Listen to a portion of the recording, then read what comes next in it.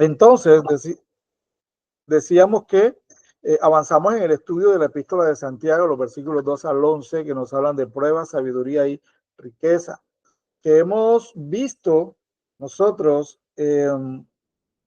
hemos visto la parte de pruebas, estos primeros 4 versículos, donde nos invita a tener sumo gozo, algo que parece contradictorio para nosotros, ¿verdad? Como decíamos la vez pasada, sumo gozo en medio de una dificultad, sumo gozo en medio de las pruebas, pero también llegábamos a una conclusión en ese entonces, y es que la prueba es una herramienta que Dios utiliza para perfeccionarnos, o sea, utiliza para ayudarnos a alcanzar madurez. A través de la prueba, el cristiano se convierte en una persona más madura, tiene una mejor manera de afrontar las situaciones que le presenta el día a día. Además de eso, la prueba es una oportunidad para acercarnos a Dios, para buscarlo cuando sentimos que las cosas se nos salen de la mano, cuando sentimos que no podemos nosotros con lo que nos está sucediendo, entonces decimos, Señor, te necesito tu ayuda. Ahí está lo importante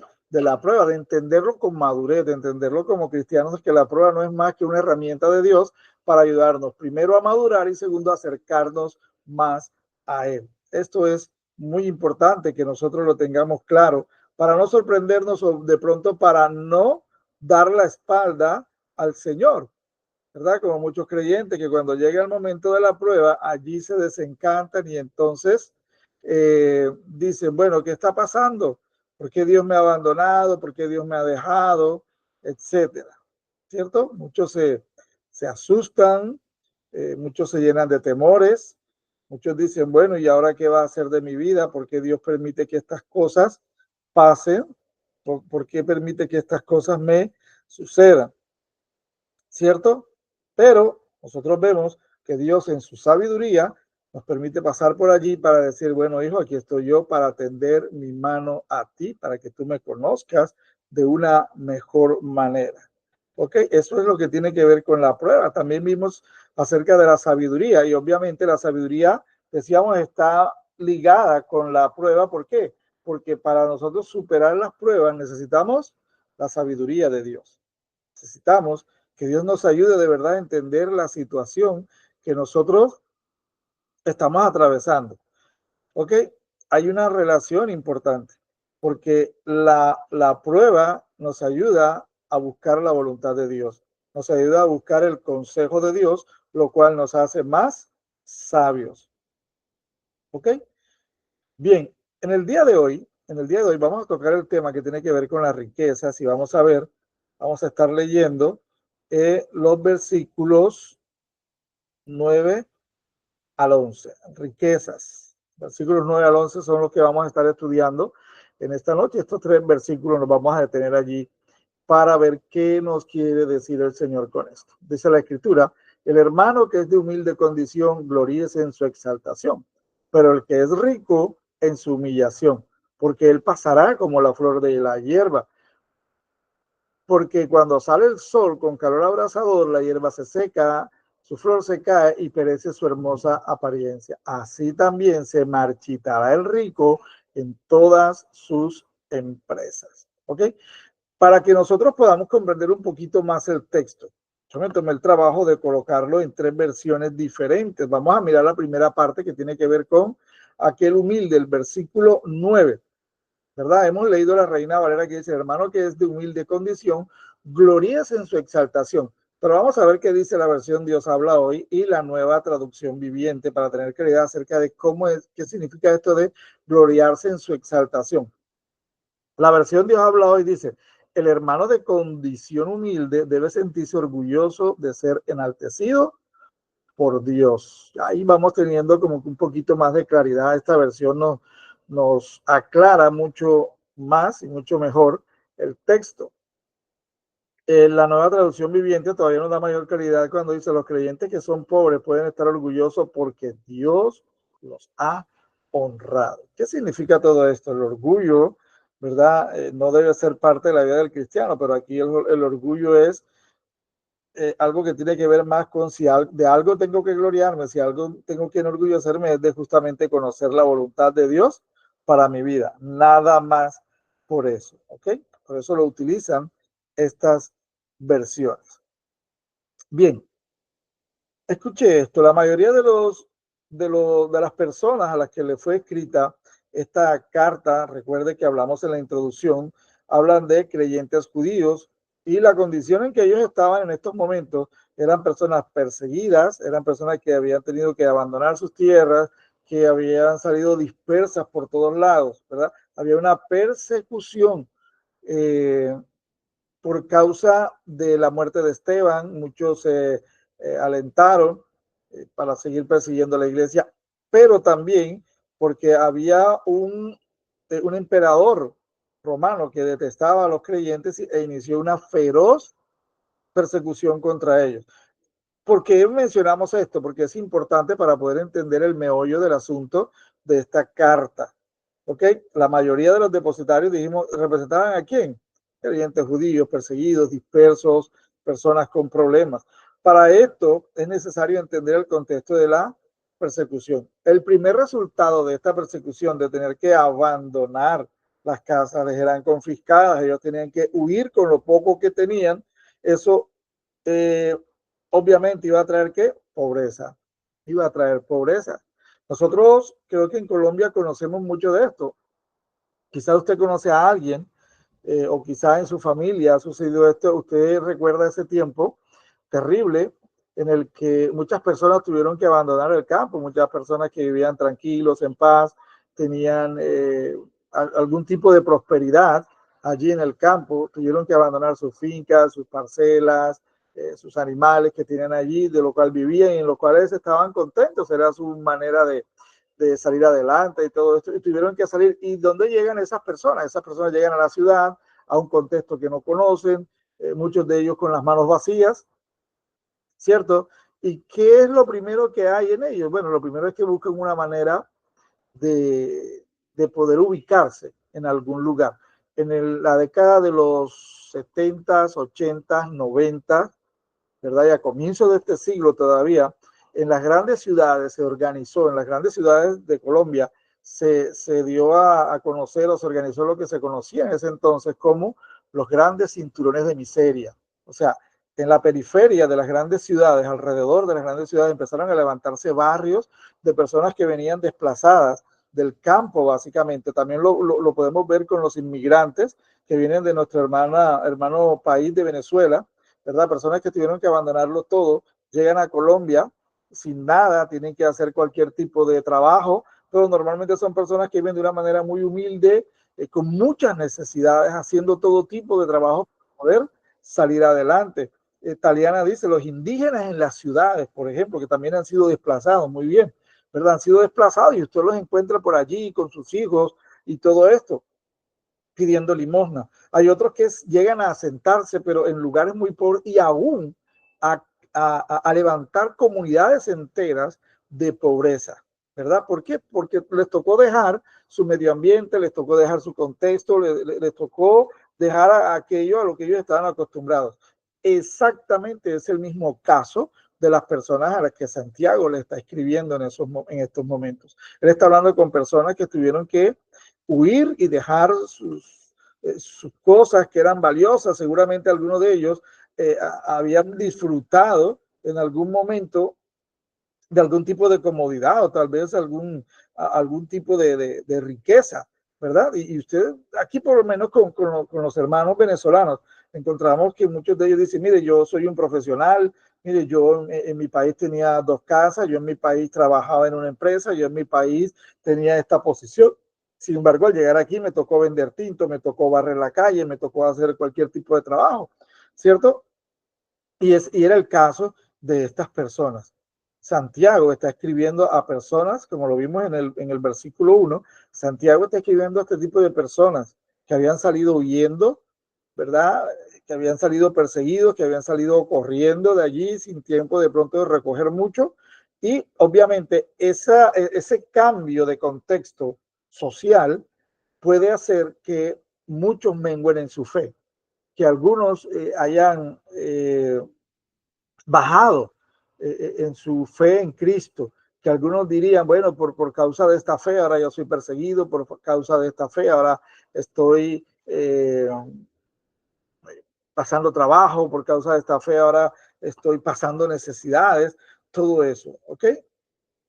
Pero debemos tener en cuenta algo. Es increíble, así como el Señor dice, mire, el que está en diversas pruebas, vaya y vívalas, ¿verdad? Con sumo gozo. Aquí también el escritor Santiago le está diciendo a las personas, gloríese en su exaltación, o sea, humilde condición, está pasando por momentos difíciles, por momentos de escasez, pero ¿sabes qué? Gloríate en tu exaltación. Siéntete orgulloso de ser enaltecido por Dios. Dios te ha honrado. ¿Ok? Entonces, esto podría ser un poquito contraproducente. Pero yo quiero que entendamos realmente lo que Dios quiere decirnos cuando el creyente debe gloriarse en medio de la prueba, en medio de la escasez. Yo quiero que vayamos por un momento allí en su Biblia, por favor, busquen Mateo capítulo 8. Versículos 19 y 20. Mateo 8, 19 y 20. Quiero que vaya a la Biblia. Si uno de ustedes encontró ese versículo, por favor, vamos a leerlo. ¿Ok? Yo quiero escucharlos a ustedes también, no quiero hablar solo. Hablo mucho durante el día.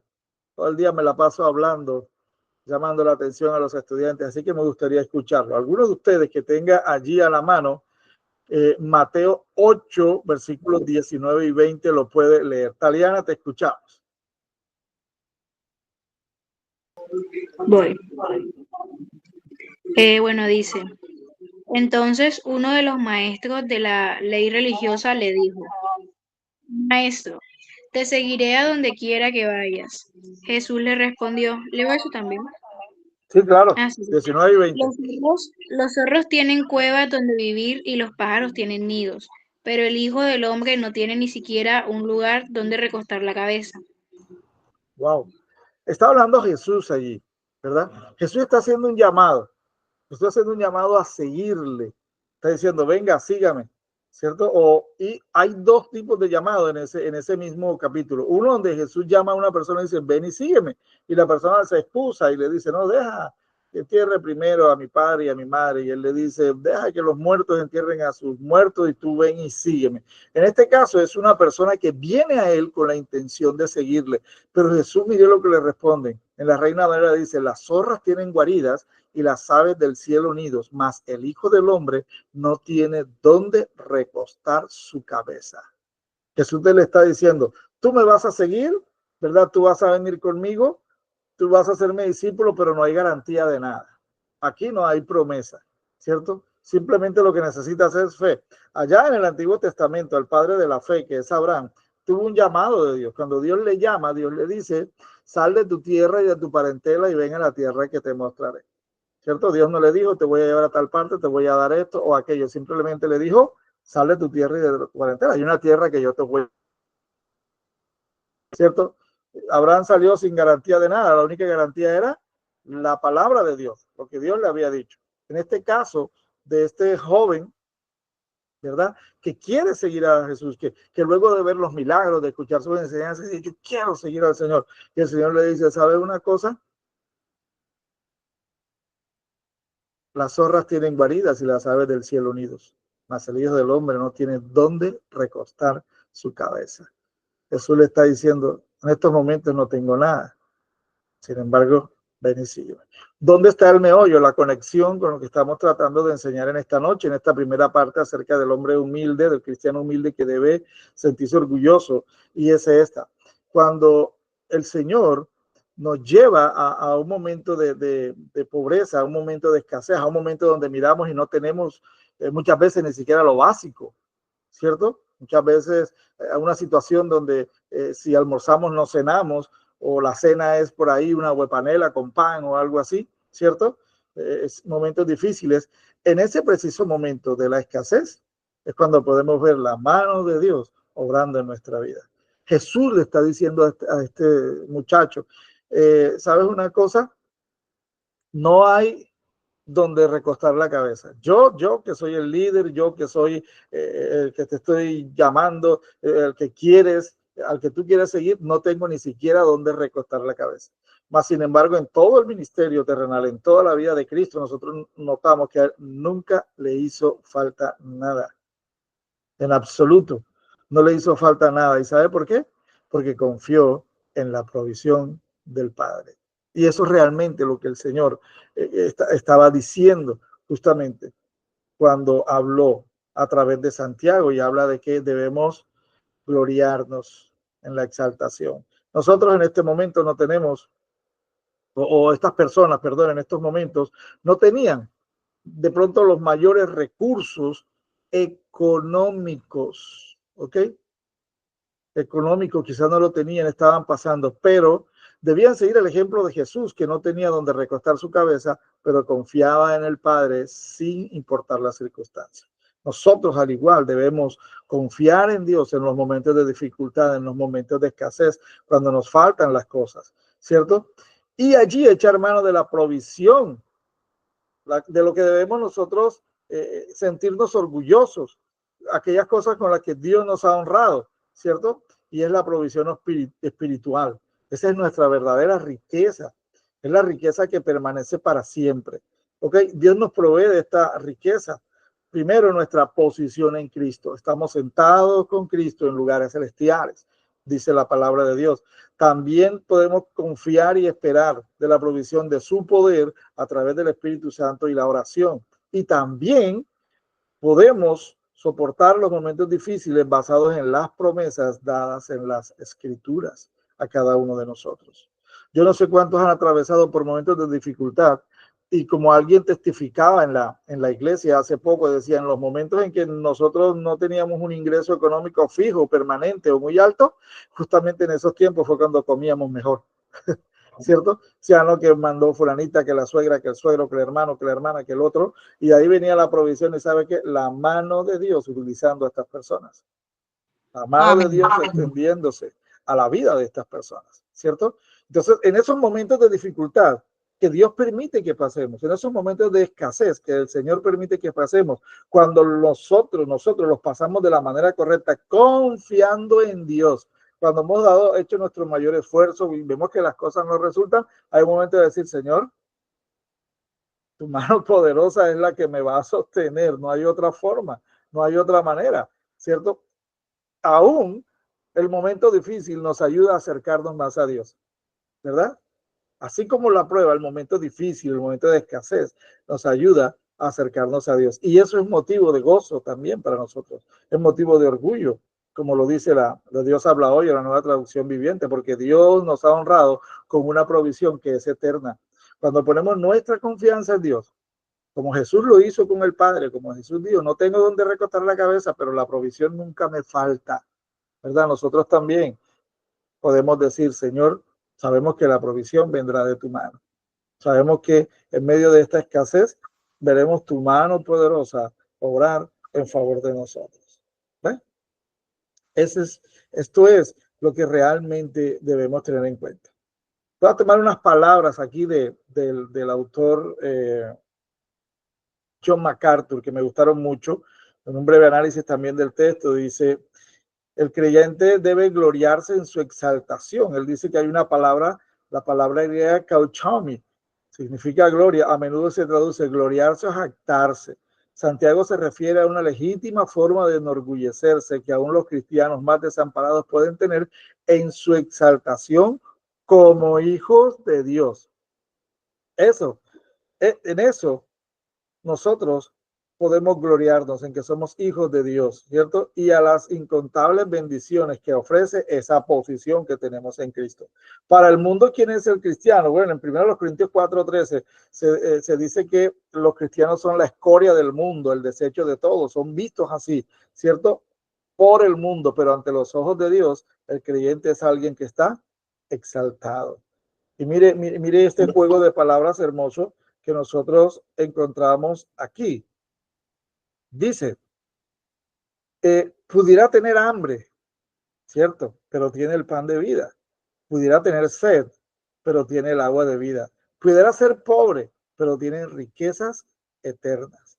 Los hombres pueden rechazarlo, pero Dios lo ha recibido por la eternidad. ¿Ok? Bien interesante lo que dice el autor John MacArthur, su estudio de Santiago. Nosotros puede que no tengamos una casa como la queremos, una mansión aquí en la tierra, pero tenemos una mansión gloriosa en los cielos, ¿cierto?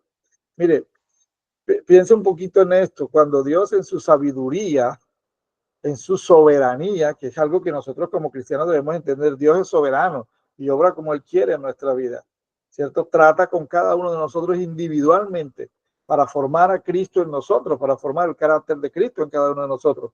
Y muchas veces Dios puede quitar alguna posesión física de alguno de sus hijos, puede quitarnos cualquier cosa que consideremos valiosa, pero tiene el objetivo de ¿qué? De perfeccionarnos espiritualmente. Algo que es mucho más valioso que cualquier cosa que nosotros hayamos perdido o que hayamos deseado, pero que nunca realmente alcanzamos. El creyente que tiene necesidades en esta vida puede aceptar esta escasez temporal e insignificante porque tiene una divina herencia futura. Es eterna y es segura. Como en el caso de Jesús, no olvidemos esto. Aunque no tengamos donde recostar la cabeza, Dios nunca nos dejará desamparados. Cuando nuestra confianza está puesta en Él. No caigamos en el error, no caigamos en el error de este tiempo, ¿verdad? En el error ni en las promesas de los falsos maestros de nuestro tiempo que tratan de forzar las escrituras, toman la Biblia y la tuercen de tal manera para prometer riqueza inmediata, pero fuera de la voluntad de Dios, fuera de la voluntad de Dios, ¿cierto? Vemos promesas, usted ve esos canales pseudo cristianos que hablan acerca de esto, que mira, que hace un pacto, que trae aquí, Dios va a darte al 100 por 1 por cada peso que tú pongas aquí, entonces Dios te va a devolver 100, o sea que si pones 1000, Dios te va a dar 100,000 y así sucesivamente, y la gente en medio de su necesidad cae en esta trampa porque está angustiado, está atribulado, dice, no, si yo pongo eso ahí, yo necesito salir de mis deudas porque ellos prometen, no, mira, dale a Dios y Dios te va a dar de tus deudas. Sabemos que nosotros somos que mayordomos, que es lo que la Biblia enseña, que debemos ser buenos administradores de la multiforme gracia de Dios, expresada de cualquier manera, en bienes espirituales, pero también en bienes materiales para nosotros. Y en lugar de estar escuchando a estos falsos maestros, debemos aprender a administrar lo que Dios coloca en nuestras manos. ¿Ok? Entonces no podemos caer en esta trampa buscando una riqueza que nos ofrece, que se nos ofrece de una manera fácil, pero fuera de la voluntad de Dios.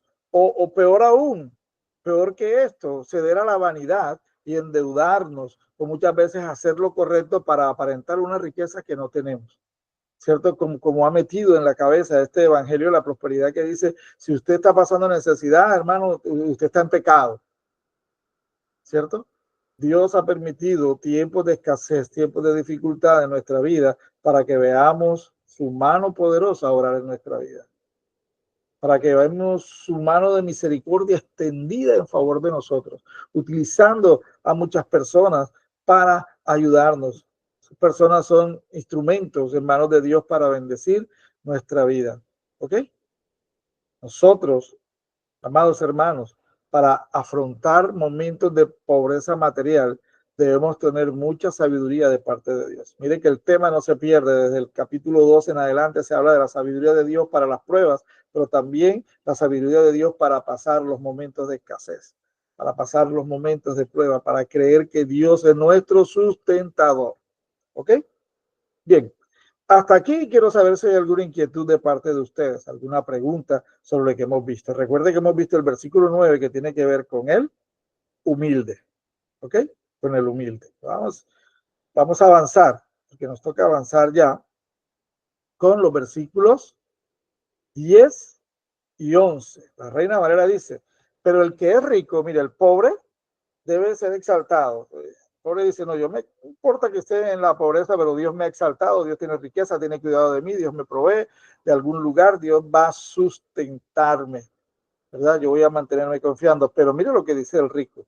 Pero el que es rico en su humillación porque él pasará como la flor de la hierba, porque cuando sale el sol con calor abrasador, la hierba se seca, su flor se cae y perece su hermosa apariencia. Así también se marchitará el rico en todas sus empresas. Ahora bien, quiero hacer un paréntesis aquí, porque no quiero dejar de pronto cosas al aire. No estoy diciendo que sea malo que nosotros tengamos riqueza material. Mire, yo le digo algo, soy testigo de eso. Dios es un Dios que bendice y en su soberanía lo puede convertir a usted en multimillonario. Le puede dar la inteligencia para hacer la riqueza en su voluntad. Por allá de pronto le apareció, resulta que usted es tiene un tío abuelo por allá que era de Dubái y se murió y usted ni sabía que tenía esa familia y allá le dejó un montón de petrodólares y usted de un día al otro puede ser rico. Dios puede hacerlo. Dios puede hacerlo, ¿cierto? Porque Él es un Dios que bendice en su voluntad, en su soberanía, Él puede hacerlo. No es mala la riqueza, no es malo el tener bienes materiales, no es malo el trabajar. Lo que tenemos que aprender es, ¿a qué? A ser sabios y aceptar los momentos de escasez como una oportunidad de Dios para crecer, para confiar más en Él. Gina, te escuchamos. Sea, quiero añadir algo a lo que usted está diciendo. Adicional a eso va, bueno, sí, en la sabiduría. Cuando tengamos, no nos olvidemos de dónde venimos, porque el dinero daña corazones, daña mente, o sea, daña muchas cosas. Y ante todo, mantener la humildad y acordarnos del necesitado y el que estuvo ahí con nosotros cuando no lo tuvimos. Excelente, de verdad que sí. Eso es algo importante. Ahorita lo vamos a ver, ¿cierto? Fíjate que Dios dice algo. Allá en Primera Tesalonicenses dice, el que robaba no robe más, ¿cierto? Sino trabaje para que tenga que compartir con el prójimo. El propósito de la riqueza es poder bendecir a otros. Pero ahorita vamos a ver un poquito acerca de eso. Gina, gracias por tu aporte muy interesante. No olvidar de dónde venimos cuando llegamos a obtener algo de riqueza. Mira, hay algunas personas que nunca tienen la riqueza porque Dios sabe que su corazón se va a dañar, que Dios se va a dañar, que no están preparados para tener bienes materiales, porque lo primero que van a hacer es alejarse de él. Pero eso lo vamos a ver acá más adelante. El rico, Dios ha hablado y dice, el rico de ser humillado, porque el rico es como la flor de la hierba que no permanece. Cuando el sol sale y calienta con fuerza, la hierba se seca, su flor se cae y su belleza se pierde. Así también el rico desaparecerá en medio de sus negocios. Dios ha hablado. La nueva traducción viviente dice, y los que son ricos deberían estar orgullosos de que Dios los ha humillado. Se marchitarán como una pequeña flor de campo. Cuando el sol calienta mucho y se seca el pasto, la flor pierde su belleza, cae y desaparece su belleza. De la misma manera se marchitarán los ricos junto con todos sus logros. Tremendo lo que dice allí. ¿Ok? Bien, de la misma forma como un creyente pobre con necesidades debía gloriarse en su riqueza espiritual, el hombre materialmente rico debía gloriarse pero en su humillación. La idea es que un creyente que tiene riquezas materiales, ¿verdad? Que ha sido bendecido con muchas posesiones, debe gozarse cuando llegan las pruebas. Lo que decía Gina hace un rato, mucha gente se acostumbró, tuvo el dinero, pero no estuvo preparado para eso, ¿cierto? Y o lo administró mal o se enalteció de tal manera. Y es cuando Dios muchas veces da un golpe y dice, no estás preparado para manejar esto, ¿cierto? Dios no quiere tener con él. Y muchas veces la riqueza es la razón por la que muchos se alejan de Dios. ¿Ok? ¿Sabe? La prueba enseña al rico el carácter transitorio de todas las cosas materiales. Enseña al rico, mira, esto es pasajero. Hoy lo tienes, mañana no lo tienes.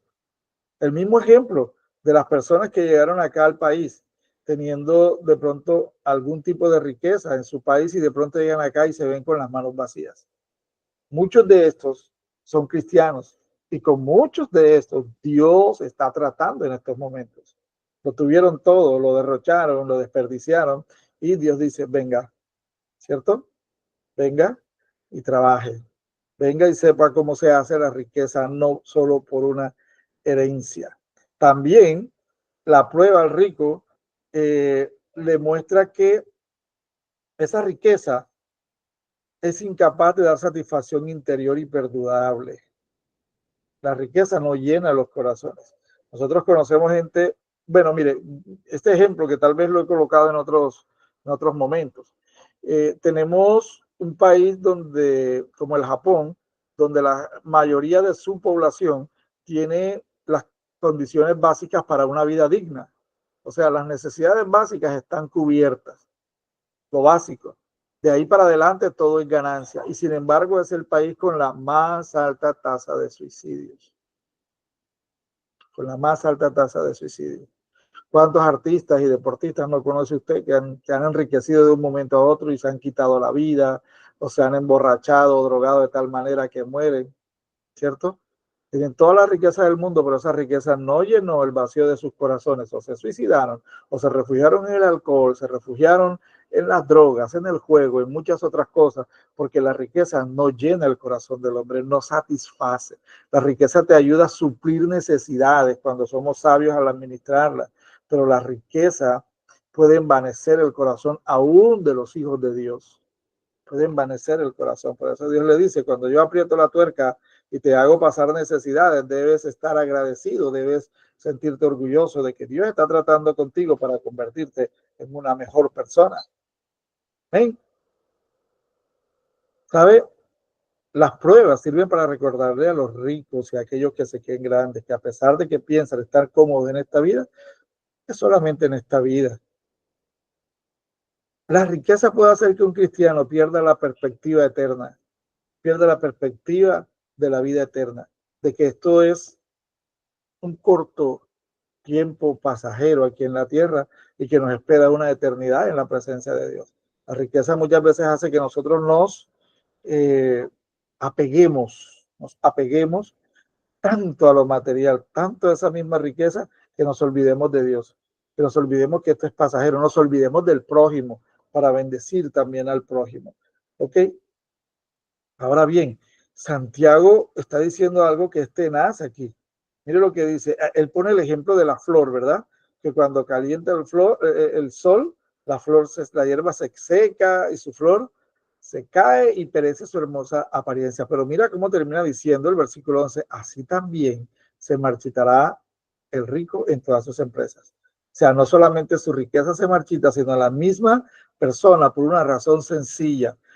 Cuando nosotros ponemos nuestra vida, colocamos nuestra identidad en las cosas que se marchitarán, en las cosas que son pasajeras, nosotros también nos vamos a marchitar. Nosotros también vamos a estar en la misma condición de esa flor. Quiero que analicemos un par de textos importantes para que tengamos una idea de lo que significa poner la confianza en las cosas materiales. Primera Timoteo, capítulo 6, versículos 9 y 10. Búsquelo allí en su Biblia. Primera Timoteo, capítulo 6, versículos 9 y 10. Dice, porque los que quieren enriquecerse caen en tentación y lazo, y en muchas codicias necias y dañosas que hunden a los hombres en destrucción y perdición. Porque raíz de todos los males es el amor al dinero, el cual codiciando algunos se extraviaron de la fe y fueron traspasados de muchos dolores. ¿Sabe? La Biblia no nos está diciendo aquí que la riqueza sea mala, que el dinero sea malo, pero cuando le tenemos amor al dinero, esto se convierte en idolatría. Yo quiero tener dinero por sobre todas las cosas. Ya el dinero se convierte en nuestro Dios. Eso es idolatría. El dinero empieza, los bienes materiales, el dinero empiezan a ocupar el lugar que le pertenece a Dios. Eso se convierte en idolatría, ¿cierto? Y Jesús, y el Señor allí, a través de Pablo, escribiéndole a Timoteo, habla claramente sobre eso. Dice, raíz de todos los males es el amor al dinero. ¿Sabe? Yo no sé cuántos de ustedes han conocido familias que en las Navidades, tremendas decenas bien hermosas en familia, ¿cierto? Y nos reunimos con papá y con mamá y hacemos la mejor de las celebraciones, besos y abrazos de los hermanos en casa de los padres, la cena, la mesa totalmente llena, ¿cierto? Hasta el día que papá y mamá mueren. Murió papá, murió mamá, dejaron por ahí algún bien material y se acabaron las celebraciones de Navidad, porque cada quien quiere coger lo que los viejitos dejaron. Quieren hacer lo que sea, pelean por quedarse con eso, entonces se pelean con el hermano, ya no se hablan con el otro, ya tú no vas a ser más vivo que yo, mi papá dejó esto, lo que pasa es que yo lo atendí más, yo me merezco más, y empieza la destrucción de las relaciones familiares por causa de una herencia que ellos no trabajaron, de un dinero que ellos no trabajaron. ¿Sí me entiendes? Pero eso que lo trae, lo que dice el texto, el amor al dinero, principio de todos los males. Allí comienza todo, ¿cierto? Cuando ponemos en el dinero nuestra confianza, cuando nuestra fidelidad y nuestro amor está entregada al dinero, se dañan las relaciones familiares, se dañan las relaciones sociales, se daña todo. Todo empieza a dañarse porque el dinero se convierte en lo más importante y hace que despreciemos a las personas, que despreciemos a la familia, que despreciemos a todo. ¿Ok? Dios permite que eso suceda en la vida de muchas personas, que pierdan sus bienes materiales. Y como dice Dios, es algo que lo utiliza para tratar con el rico. Exáltate porque Dios está tratando contigo. Dios está ubicando en el lugar que le corresponde en tu vida. Ahora bien, veamos otro ejemplo. Ahí termina diciendo el versículo 10. Porque a raíz de todos los males es el amor al dinero, el cual codiciando algunos se extraviaron de la fe. El peligro del dinero hace que muchos se aparten de la fe en el Señor, pero terminan como dice, y fueron traspasados de muchos dolores. Lucas 12, 13 al 21, hay una parábola interesante. Mire lo que dice. Le dijo uno de la multitud, maestro, di a mi hermano que parta conmigo la herencia. Mas él le dijo, hombre, ¿quién me ha puesto sobre vosotros como juez o partidor? Y les dijo, mirad y guardaos de toda avaricia, porque la vida del hombre no consiste en la abundancia de los bienes que posee. También le refirió una parábola diciendo, la heredad de un hombre rico había producido mucho. Y él pensaba dentro de sí diciendo, ¿qué haré? Porque no tengo donde guardar mis frutos. Y dijo, esto haré, derribaré mis graneros y los edificaré mayores, y allí guardaré todos mis frutos y mis bienes, y diré a mi alma, alma, muchos bienes tienes guardados para muchos años, repósate, come, bebe, regocíjate. Pero Dios le dijo, necio, esta noche vienen a pedirte tu alma, y lo que has provisto, ¿de quién será? Así es el que hace para sí tesoro y no es rico para con Dios. ¿Ya? Lleva a la destrucción. Cuando Dios ve que un hijo con muchos bienes materiales se está desviando de la fe, muchas veces Dios le quita. Un amigo pastor nos contaba alguna vez, él andaba en moto, él andaba en una moto para todos lados, y una vez sentados en una reunión allí de amigos pastores, él decía, yo ando en moto, pero yo también anduve en carro. ¿Cómo así? Sí, yo anduve en carro, el Señor me proveyó un carro. Mi carro rojo era lo más lindo, lo más hermoso que yo tenía. Yo no quería pasar por las calles encharcadas porque mi carro no se iba a ensuciar, yo no iba a meter mi carro por todos lados porque mi carro se podía dañar. O sea, el carro, el vehículo se convirtió en el ídolo del pastor, en lo más importante para la vida de este hombre. ¿Ve? Y vino Dios y permitió que el carro lo robaran. Robaron el carro, nunca apareció y al final le tocó andar en una motico, en una moto, para aquí y para allá. Por lo menos tenía un vehículo en el que transportarse, ¿sabes? La riqueza se vuelve peligrosa, la riqueza no es mala, pero se vuelve peligrosa cuando quiere ocupar el lugar de Dios, cuando hace que nos apartemos del Señor. ¿Qué podemos decir en esta noche? ¿Saben?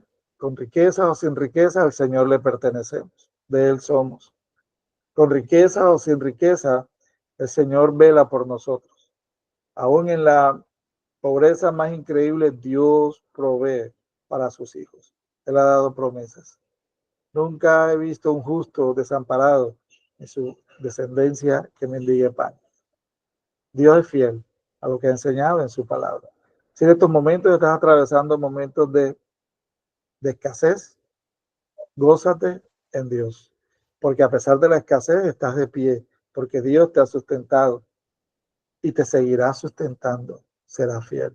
Si en estos momentos Dios te ha provisto de algún bien material, acuérdate de él y acuérdate del prójimo. No lo conviertas en el centro de tu vida. Dile, Dios, ¿cómo puedo usar esta riqueza para glorificar y exaltar tu nombre. ¿Cómo puedo utilizar esta riqueza para que tú seas conocido de los demás? Amén. Dios está orando en el corazón del pobre y en el corazón del rico. Amén, amados. Preguntas o inquietudes en esta noche. Quisiera escuchar algunas opiniones. ¿Qué hemos aprendido en esta noche? Me van a dejar sin voz y me han dejado hablando solo.